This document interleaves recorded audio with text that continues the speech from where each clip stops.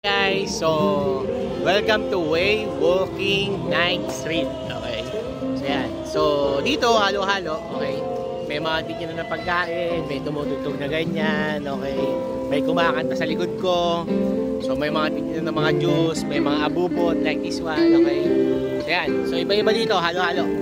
Ang pinaka pinupuntahan dito actually yung bridge and the river. Yung river nila sobrang linis, sobrang ganda, walang amoy. Ulitin ko walang amoy. Okay. Tapos pwede ka lang umupo dun sa mga hagdan near the river. Okay. Siyempre sa mga pangpangin dito, yan, like that one. Okay. Andiyan kami kanina, nakaupo lang kami diyan kanina. So yan.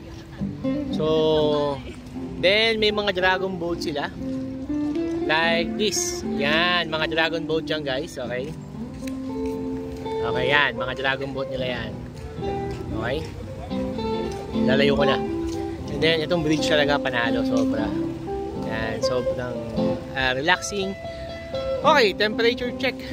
Still 29 degree. Mainit pa rin. Okay, kanina 30. Kanina tanghali 37. Okay. Iba dito. Sa bagay kasi summer daw ngayon kaya ganon. So, sobrang init dito. Okay. So, Vietnam is, so far, hindi pa ako binibigo ng Vietnam. Alam mo yon, galing kami ng Hanoi. The vibes in Hanoi is sobrang busy, sobrang congested. Ang daming tao, yung mga food medyo pricey, etc. Okay? So yun. Then, more on city tour. Ganon. Ninh Binh naman is more on nature. Iba yun Ninh Binh when it comes to nature. Food is halo. May mahal, may hindi, ganyan. Okay? So, vibes niya, yun niya, probinsya. Literal na province ang datingan. Actually, Hue is also a province. Province itong Hue. But the difference is, alam mo yun, probinsya siya pero parang wala ka sa province. Sobrang linis, sobrang luwag ng kalsada. Hindi naman lahat high-tech, okay? But still, okay siya dito. Panalo. So yan, so ibang-iba, para kang wala sa Vietnam kasi nga hindi siya pare-pareho, okay? So ganoon.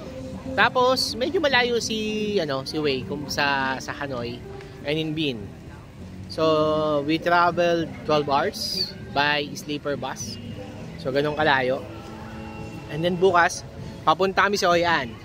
As per vlog, Hoi An is a different province again. Wherein maliit lang daw siya. So doon ka daw may makikita mga parang ancient houses ganyan na style. Nakita ko siya sa vlog.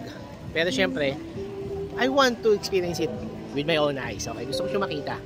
So, yun. So, punta namin yung bukas pagkatapos Danang. So, yan. So, tonight is our last night in Hue. So, pero babalik kami dito. Pero, hindi na summer kasi sobrang init dito sa summer. Ang sakit sa katawan. Maganda yung place, pero yun na nga. Tatry naman namin dito na winter. Ang winter season daw nila is September. So, mas maganda nandito. Okay? September, October, ganyan. Okay? So, guys. So, ikutin muna namin tong area. Libutin natin tong walking street nila, night walking street nila para sa ganun makita natin kung okay ba dito o hindi. Pero ngayon pa lang, for me, sobrang okay. Okay? Okay, guys. Andun na kami sa may bandang dulo ng bridge. Okay? So, sa pinakadulo, medyo tahimik. So, ito yung makikita mo ngayon dito. So, meron naka-setup sa may pinakadulo. Mga flowers. Okay, so hindi ko lang alam kung ano ba to. Kung para saan, okay.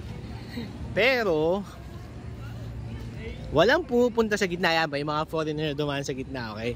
So, let's see. Kasi nga, sorry medyo may phobia tayo sa Vietnam, okay.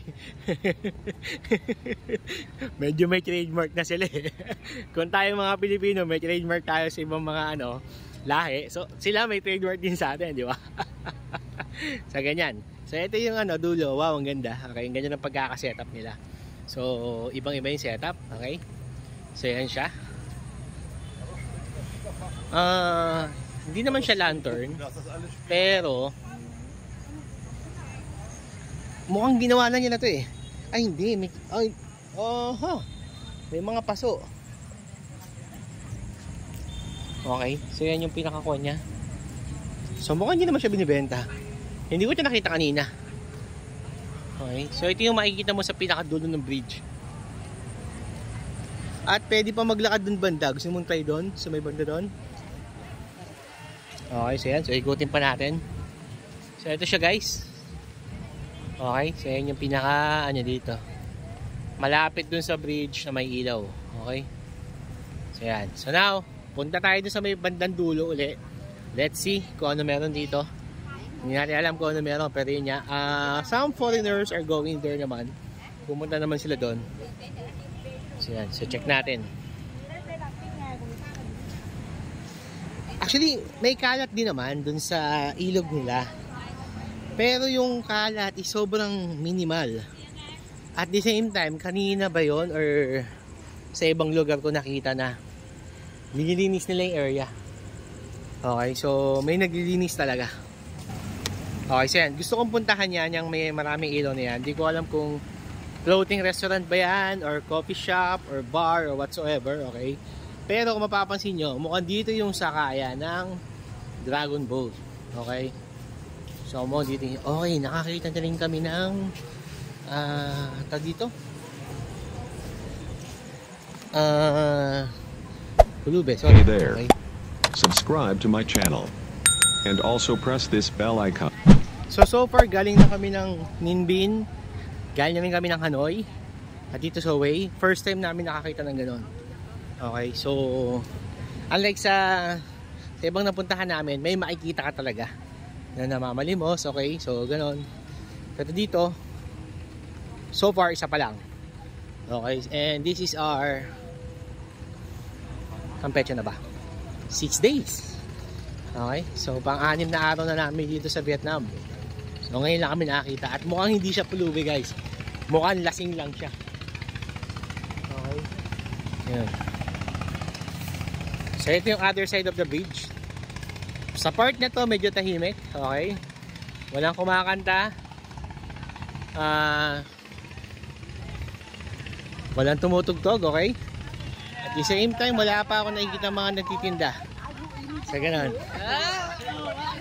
Okay. So, wala pa ako nakikita. Ha? So, yeah. So, ito yung sakay ng Dragon Boat. So, sa mga gusto sumakay ng Dragon Boat, hanapin nyo lang yung ano na yan. Yun yan, di ko alam kung restaurant yan, okay? So, sa gilid yan, yan na mismo yung sakay ng Dragon Boat, okay? So, yun. So, iikot-ikot lang naman siya dito. So, ganun. So, ayun yung pupunta natin. Let's see kung ano meron doon. Medyo nakikiris ako doon sa part na yun. Natingnan natin. Buffet nyo naman. Busog pa tayo. Actually, mura lang buffet dito eh. May nakita kami nasa 200,000 something lang. Okay, so yun. So, mura lang siya. So, parang katulad ng di sa atin. Nasa 500 pesos lang something. So, ganun. Okay. So, meron pa pala dun sa dulo. Okay, so yun. So kanina nakita nyo, may lumapit sa wife ko asking for the Dragon Boat, okay. So dito sabi ko nga, kapag nilapitan ka, just say no, umalis ka na. So ganoon. Kasi pag hindi ganoon guys, susundan ka niya. Pag in-entertain mo siya, magic word where you're from. Okay, so yun yung magic word. Okay, tapos magbabanggit siya ng bansa pag hindi mo siya sinagot. Huhulaan niya, okay. Kunyari, French, American, Greece, o sa aming mga Pilipino, okay, it's either Thailand, okay, Indonesia, so ganon. Yan yung mga ulan nila. Pasok tayo? Okay guys, papasok kami, check namin kung ano meron dito. Half an hour. Okay. Half an hour? So check natin kung ano meron dito. Let's see. Kung ano to. Parang walang tao dito, no? So yan. So guys, etong nakikita ko na to is tama nga ako, floating restaurant siya. At the same time, iba't ibang restaurant yung meron sa kanya. Okay, so yan. So iba-ibang restaurant siya. So close na sila. So yan, so wala na kami matanungan. Pero yung bumungad kasi sa akin, sa amin kagad is the menu. Okay, so yun. So kaya may idea kami na floating restaurant siya. Okay?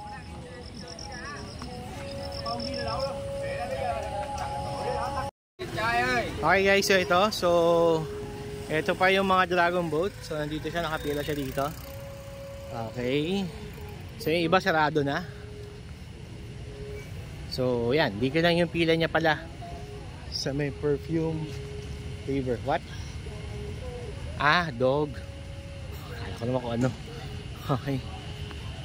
So yan, it's already 10 o'clock dito. Actually past 10 na. So maybe this is our last trip. Tapos nito, balik na kami sa hotel and then matutulog na kami kasi tomorrow is our travel going to Hoi An. So 1 o'clock pa naman. Pero syempre wala pa kaming tulog dahil dun sa sleeper bus, okay? So at least na-experience namin. So yun, so ngayon after nito balik na kami sa hotel and then bye way. See you Hoi An. Okay?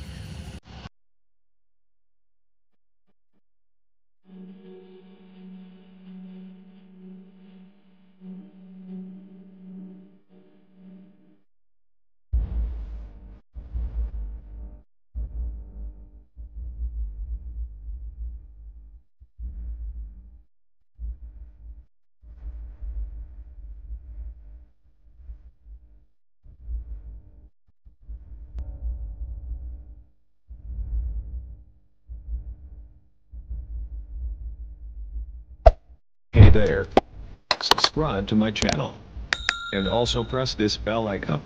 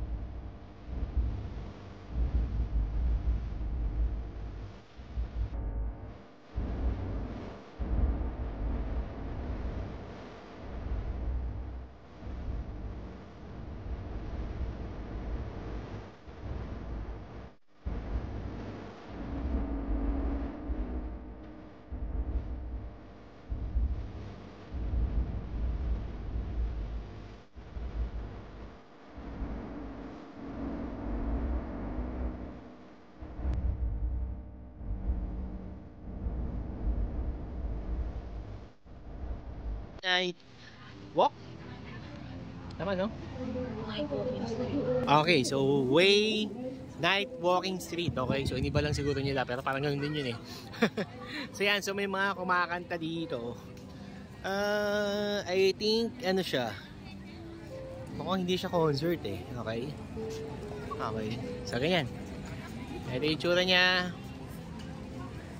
Tapos meron pa doon. Saan yung maglalakad-lakad? Doon? Oh, sige. Yan.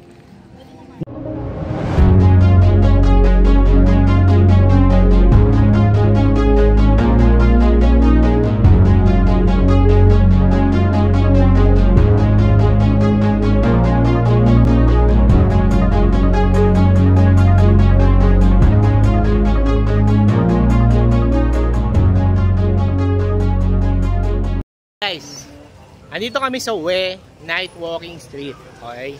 So, nakabili na kami ng dessert. So, dun sa kinain namin kanina, doon kami bumili ng dessert. So, this is 20,000 dong each. Yung isa, mix ng lahat ng dessert ng Vietnam. Pagkatapos yung asawa ko, bumili siya puro berries.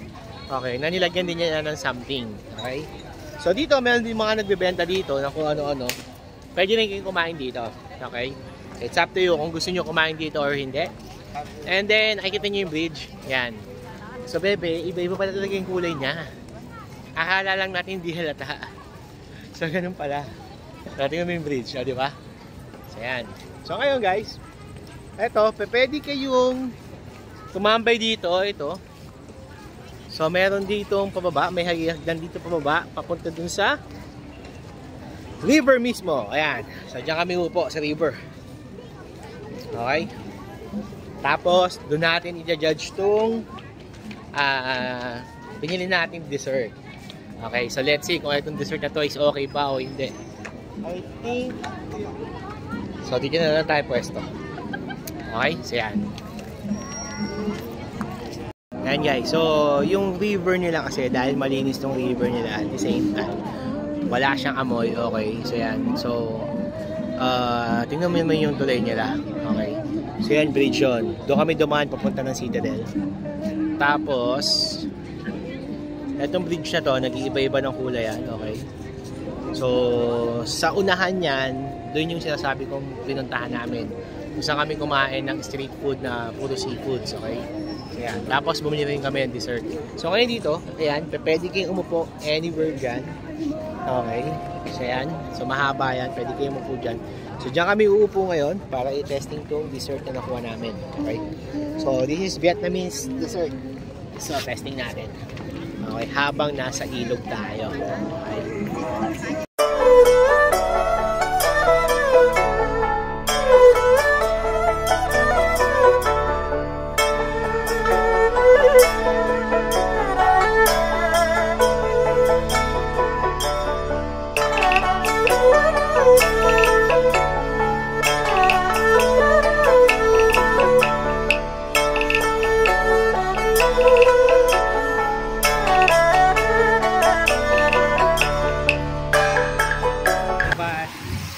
So ngayon, kulay violet.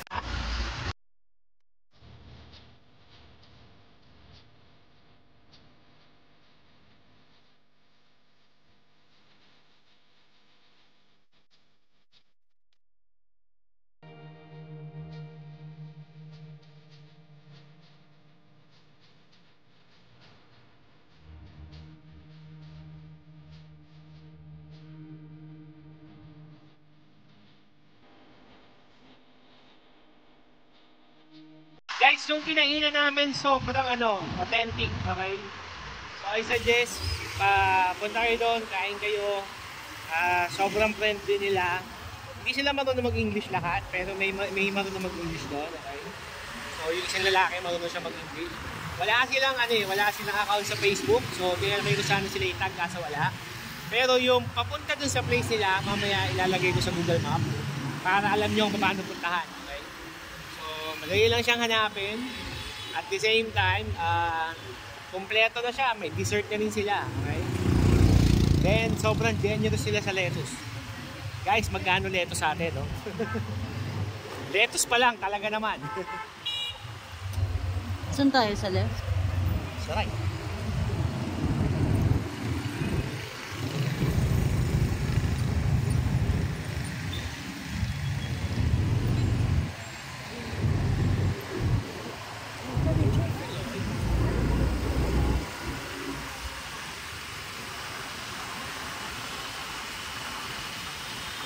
Ito yung lakad natin kanina sa umaga.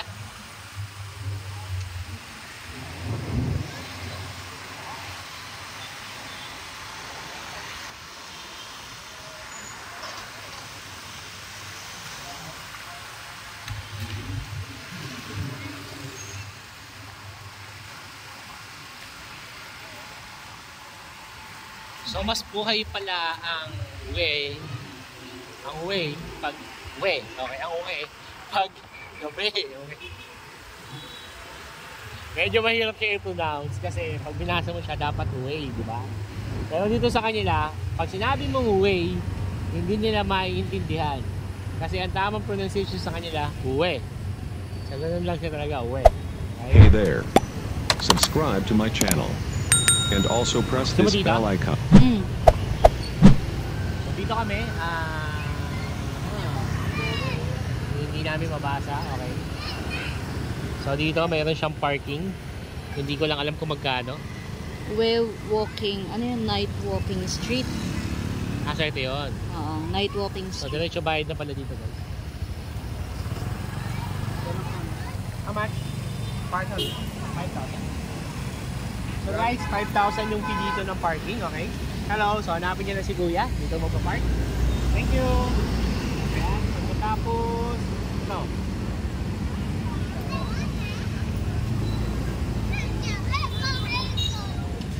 Okay, here? Itaas.